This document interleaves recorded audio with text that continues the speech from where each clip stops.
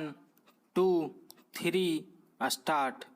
अध्यक्ष महोदय, मैं आपका आभारी हूँ कि आपने मुझे बोलने का अवसर दिया।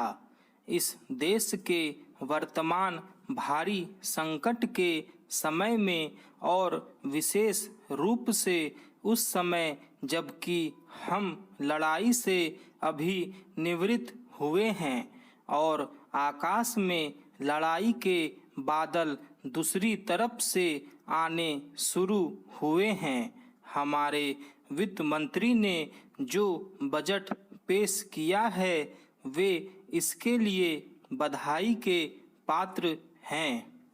यद्यपि भिन्न भिन्न पहलुओं को लेकर आलोचनाएं की गई हैं, लेकिन यदि उनकी कठिनाइयों को भी देखा होता कि राष्ट्र को किन किन संकटों का सामना करना पड़ रहा है, इस बात पर भी अगर मेरे से पहले बोलने वाले वक्ताओं ने विचार किया होता तो मेरा विश्वास है कि उनकी आलोचनाओं का आधार कुछ दूसरा होता।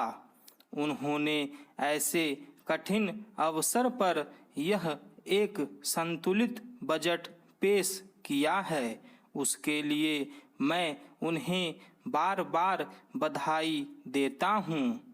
लेकिन साथ ही साथ मैं अपना यह कर्तव्य समझता हूँ कि कुछ ऐसे विचार भी उनके सामने प्रस्तुत करूँ जिससे उनकी कठिनाइयाँ कुछ हल हो जाएं।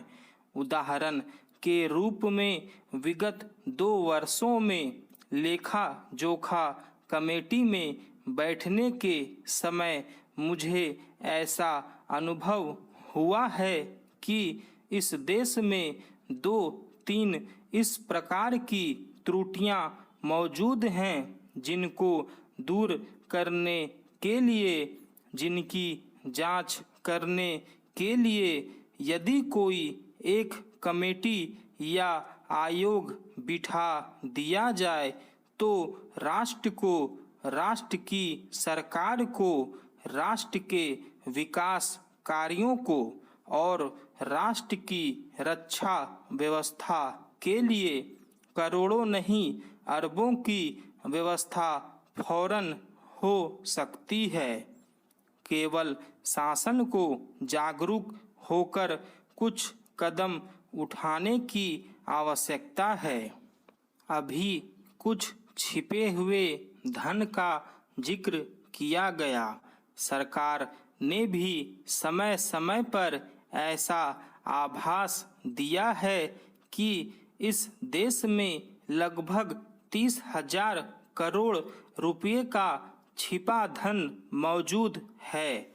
स्वयं मैं समझ नहीं पाता हूँ कि जब सरकार ऐसा अनुभव करती है तो इसकी व्यवस्था करने में उसको दिक्कत क्या आ रही है। ऐसा मालूम होता है कि कहीं इच्छा शक्ति की कमी है। भारत की इस सरकार ने अपनी शक्ति का ठीक से उपयोग करके उस दुश्मन के दांत खट्टे किए जिसके की ऊपर विश्व की शक्तिशाली और इंग्लैंड जैसी शक्तियों का अटूट सहारा था और जिसको कि उन्होंने हमारे विरुद्ध उकसाकर खड़ा किया था और अपना पूर्ण सहयोग दिया था। अध्यक्ष महोदय, मानव संसाधन विकास मंत्रालय की मांगों के संबंध में बोलने के लिए मैं खड़ा हुआ हूँ। शिक्षा की पद्धति के बारे में, उसमें परिवर्तन लाने के बारे में, इस क्षेत्र में हमें जो असफलता हाथ लगी है उसके बारे में अभी मेरे मित्र ने बहुत कुछ कहा है। दुर्भाग्य की बात यह है कि देश में सभी लोग यह मानते हैं कि शिक्षा में प्रगति नहीं हुई है। शिक्षा पद्धति में आमूलचूल परिवर्तन नहीं हुए हैं, लेकिन फिर भी इस दिशा में कुछ किया नहीं जाता है। ऐसा प्रतीत होता है कि इस विषय में कुछ भी करने की स्थिति में हम नहीं रहे हैं। स्थिति ज्यों की त्यों चली आ रही है। इतना होने पर भी शिक्षा की मद पर होने वाला जो खर्च है और जो उसके लिए धनराशि आवंटित की गई है वह भी बहुत थोड़ी है। लेकिन उस पर न जाकर मैं आपका ध्यान इस ओर दिलाना चाहता हूँ कि मर्ज बढ़ता ही गया ज्यों-ज्यों दवा की वाली कहावत ही आज चरितार्थ हो रही है। जितने ज़्यादा आयोग और समितियां बैठीं और जितनी ज़्यादा शिक्षा पद्धति के बारे में छानबीन की गई, उतनी ही ज़्यादा बीमारी बढ़ती गई। बीमारी का इलाज न होकर और भी खराबियां पैदा होती गई। अभी मेरे मित्र ने माननीय मंत्री का ध्यान एक रिपोर्ट की तरफ दिलाया था। इस तरह की बहुत सी रिपोर्टें हैं। अभी सदस्य महोदय भी एक रिपोर्ट का जिक्र कर रहे थे। रिपोर्ट तो बहुत सी प्रस्तुत हुई हैं, लेकिन मंत्रालय ने उस पर कभी कार्यान्वयन करने की दिशा में कोई कदम नहीं उठाया। अपनी इस हालत को उन्होंने इसी सदन में स्वयं स्वीकार किया है।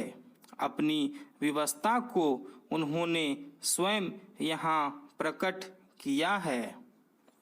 इस विषय पर और अधिक न कहकर मैं आज के दिन मानव संसाधन विकास मंत्रालय का ध्यान दो विशेष विषयों की तरफ दिलाना चाहता हूँ। पहली बात तो मैं हिंदी के बारे में कहना चाहता हूँ। मंत्रालय का काम हिंदी का प्रसार और प्रचार करना है। हिंदी हमारे देश की राष्ट्रभाषा है। संविधान ने उसको राष्ट्रभाषा का स्थान दिया है, लेकिन हिंदी को वह स्थान अभी तक भी ठीक से प्राप्त नहीं हुआ है। इसके कई कारण हो सकते हैं। एक कारण हिंदी प्रेमियों का अधिक उत्साह हो सकता है। दूसरा, दलगत राजनीति से प्रभावित होकर राजनेताओं का भाषा के बारे में अपनाया गया दृष्टिकोण हो सकता है। स्टॉप।